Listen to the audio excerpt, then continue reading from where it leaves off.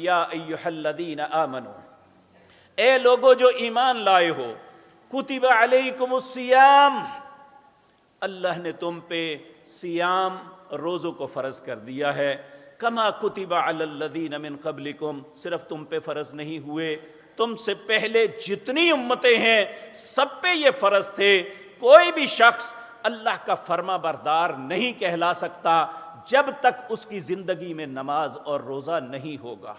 چاہے وہ آدم علیہ السلام کا امتی ہے، وہ سیدنا نوح علیہ السلام کا امتی ہے، وہ سیدنا ابراہیم کا امتی تھا، وہ سیدنا خلیل اللہ ذبیح اللہ اسماعیل، سیدنا اسحاق کا امتی ہے، سیدنا یعقوب کا